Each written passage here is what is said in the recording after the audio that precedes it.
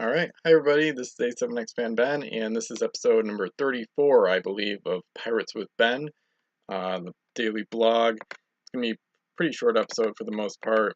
I do have two new fleets up at Miniature Trading. One is called American Pirates Part 2, and if Miniature Trading didn't have a character limit on the fleet names, it would be called Sniping Edition. It's not really that similar to my other American Pirate fleet, which is linked in the description of the fleet.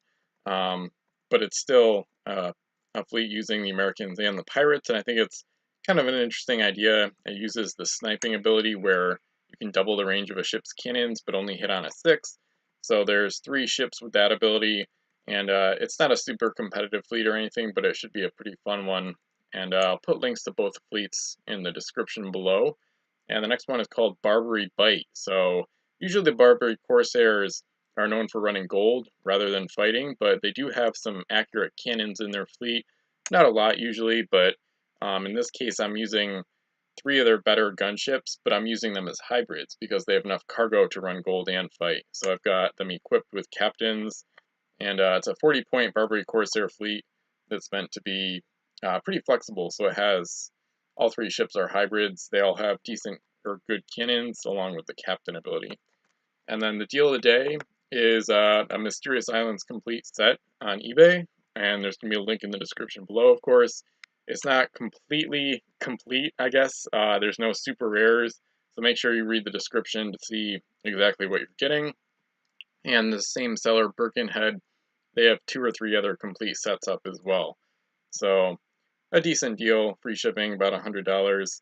So if you don't have any of the set, for example, and you really like Mysterious Islands, or you want to get into the mercenaries and things like that, or if you're just getting started with the game, but you know from what other people have said that you're going to like it, then this is a good way to get a full set.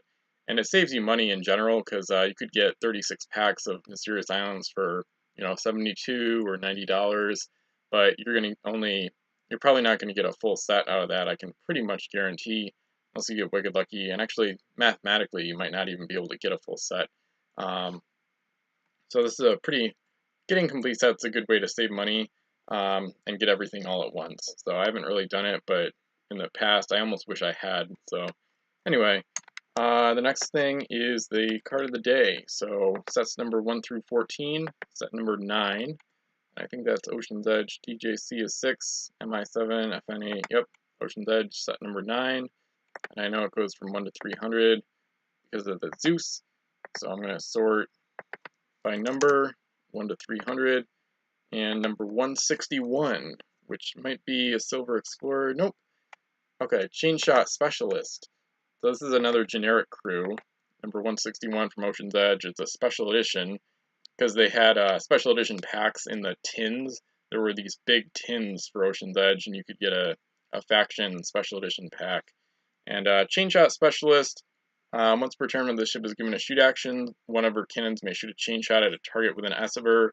You must declare which cannon will shoot the chain shot before rolling a d6. If the chain shot hits, do not eliminate a mass. Instead, the target cannot move on her next turn for 2 points. And this one's cursed, who are usually lacking points available because a lot of their stuff is pretty expensive, so I'd probably not use one with the curse. Chainshot Specialists in general are a crew I've hardly used at all, to be honest, so I can't give a ton of valuable feedback on them. I will say that I would probably rate them the lowest out of the 4 Specialist crew, because Firepot Specialists are quite good. Smokebot Specialists have their niche uses and can be good with Reverse Captain as like a defensive strategy. And then Stinkbot Specialists are a way to cancel all of an enemy ship's crew for only 2 points if you get it to hit. So that's far better than Chainshot Specialist, kind of like a cheap canceller in a way, although you still have to hit rather than have it be automatic.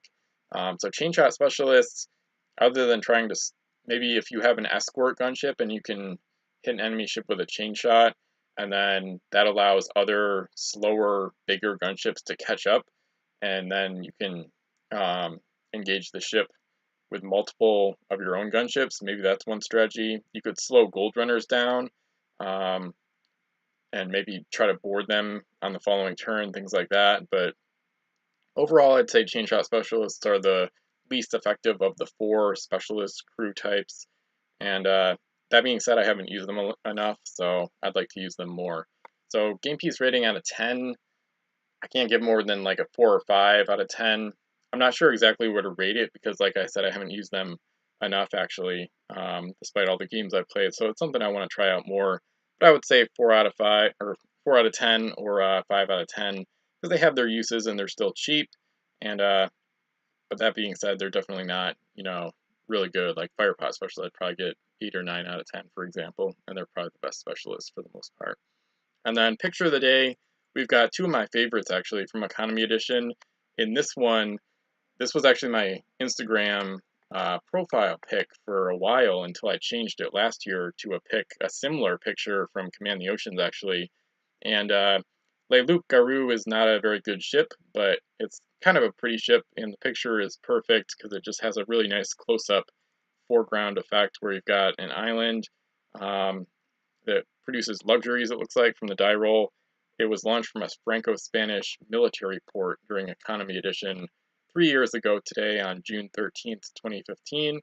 So just one of my favorite pictures in general, and a good representation of the game as well, and especially Economy Edition as a rule set.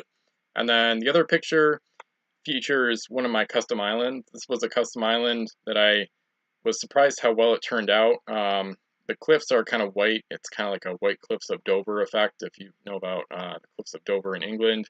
And but that's more on the side that you can't see here. This is more of an overhead view, and I covered it with some sand, some grassy areas, and then some rocks and boulders. So it's one of my favorite custom islands. In this case, it was another military port for the Franco-Spanish. You can see they've got like 3 or 4 ships docked there, some shipwrights that they were handing out that they hired there, and the one denotes that it produces lumber as a resource. So I'll put links to Economy Edition in the description as always, and yeah, just two of my favorite picks in general from this game.